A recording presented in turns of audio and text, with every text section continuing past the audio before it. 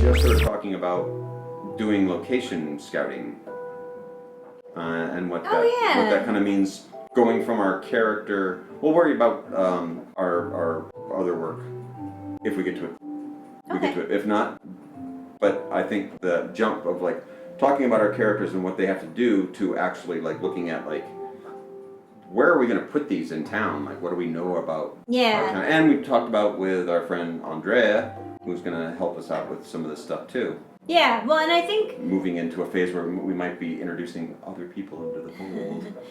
For now, I think location scouting is a good idea, but in a very preliminary way.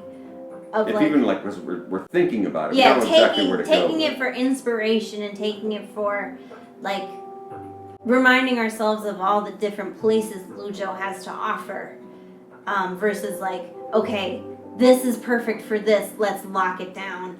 Because by the time we're finished in a year with the script, that's been my continual prediction for the past 6 months, so it's going to take a year. 2 weeks. I mean, by the time we're done with the script, these perfect places may have disappeared, but I think it is a good idea to get the juices flowing and to start having stuff in mind and to see, like our friend Andrea mentioned, we in town have a couple ghost balls, and that's like such a Chinese thing. And they're totally fits the mood of like, what is this weird place? And they're easy to get into. They're like the construction sites are pretty much just a free-for-all. You might be a security guard that might chase you down or something like that, but people do just tend to like walk through construction sites, and that makes for really fascinating areas. There's a lot of people that are into like urban exploration in different cities and across China that, I mean, it's kind of terrifying to me, but you can just kind of walk into an old empty building. What could we do with that is... Yeah, and I guess it helps to envision, so now we can see our characters now to like go actually to a place and envision them in this place and interacting with that place. I think will further the richness of our vision. Right, and as we're starting now, I mean, we just started talking about it and thinking of different places and brainstorming. But I would like to, I mean, we're going to bring the camera out with us when we go, so we'll have further episodes of this that as we start to like look at like what makes a good scene, a good location. Because we don't even know yet. I mean, this is all part of our exploration of... Well, another thing from the Script Notes podcast, 2 things actually that they mentioned in different episodes. One was, I think this was one of them. Like when you're screenwriting, it's not just like you're summoning these words. It's more like you're seeing the movie happen and then writing down instructions for the actors and everybody else of how to make that happen. And I would imagine it's beneficial to like have actual places in mind. Especially I'm not great at visualizing spaces, to like have to go make this file in a literal sense with the camera of like, here's places that exist that you can use as your backdrop. I mean, much like you said, artists often have a compendium of like, here's what street lamps look like, and here's what's, because it's hard to just like make that up out of thin air. And not that you're like copying this is what a street light looks like, but like your brain works better if it can have an actual reference. And the same There's for like a great places. In the Robert Crumb movie, he's going through his sketchbook and showing you the photographs of particularly its telephone poles, and he's just like,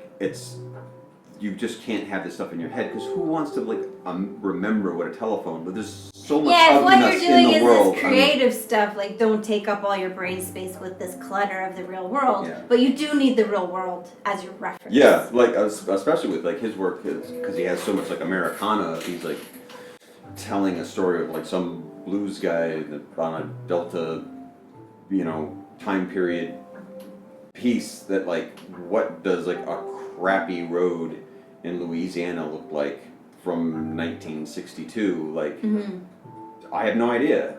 Like, you're gonna have to go look at some photographs, and then it's gonna be ugly. How it's just a road with a telephone pole. But that's part of your world, because it's not this blank white page with just your figures appearing sketchily in the middle of it. You do need the entire. It's your research world, and that's what we're talking about with getting these, like, having the research of living here long enough to we have places that we know, the ones that are still around. Some of them are gone. Yeah. Some of them will be here. Some of them are going to be new places, and I mean, we live right on the Yangtze River. It's like I can look at it right here. Like, how are we going to use that? Yeah. If anything, we were saying, like, last night, if you go to New York City, you're going to film, like, you know, Washington Park or the Square or wherever that's someplace somebody might recognize. Mm-hmm. We have to use the Yangtze River because it's right there. Yeah. The monuments around town are not knowledgeable to, you know, most people even in China. Mm-hmm. But there are certain places, like we were talking about, like a dinner boat that is on the river, a fishing dinner boat.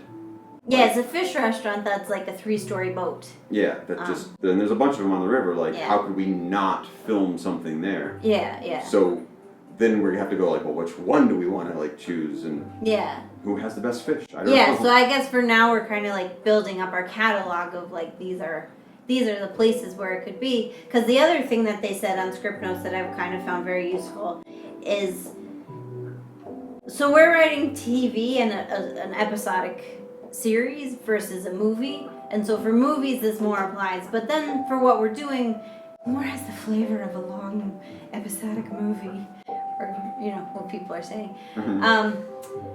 That you should never come back to the same place twice, or if you do, there should be something about the place that changes your character, or something about your character that changes the place.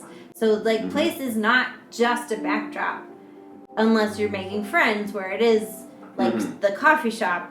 But even that, like, the coffee shop has a function. The coffee shop is the home base, because even their individual apartments, and as they make it a plot, even, like, that they're jealous of each other's apartments, the home, that gives if we're in the girls' apartments, the girls have the strength, and if we're in the boys' apartments, the boys have a strength. But the equal playing field is Central Perk. Right. But to the point where we actually have theme restaurants. Even here in Beijing, there's a Central Perk.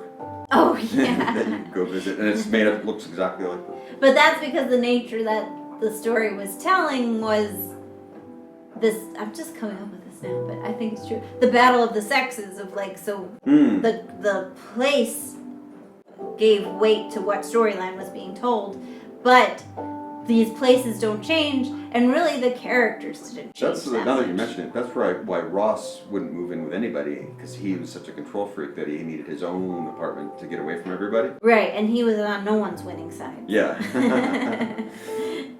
And Phoebe was the outsider, so she also had to live. That's right. True. She couldn't be bothered with playing with that kind of stuff. Yeah. Whereas he's like has to be guarded from it. Yeah. Where everyone else could just kind of be like, we're just gonna bounce the ball back and forth. Yeah. So even in such a formula, there is, like, the place has a purpose. And for us, I think we're gonna have some locations that we return to just because that's what we're gonna do. But I would like to keep in mind, you know, that the place informs what's happening, and changes in a place can reflect the changes, the emotional changes that we're trying to convey. Because even we have, you know, like you were saying, that apartment changes and stuff. Like, one of the things about China is that stuff changes so often. Yeah. Like, we celebrate the fact that there's a couple of restaurants we've been going to for a number of years that, like, every time we go, hope it's still there. Yes, it's still there. Yeah. Fantastic. Sometimes we're not there for a year. We come back, we're like, we're going to be so disappointed. Well, that's, like, stability is an illusion everywhere. And so China is really, like, busting that illusion. Yeah. It's a very, like, Zen idea of, like, there is no such thing as stasis. Right, which is what China is always changing. What so many people... Which is like an under thesis of our... Yeah, it's upsetting for everybody, and it's upsetting for us that you can never actually pin anything down. Yeah. But that's how everything works around. As I said in the beginning of the episode, I hate change, but change is a constant. And part of learning how to deal with that is part of the story that we have to tell. Yeah. Is that our characters can't actually just settle down and be like, this is our life. And they're not trying to change. They're not becoming Zen Buddhist of like, you know, we have learned to accept change on the turn of a dime, or maybe that's the finale. That they go live up on yeah.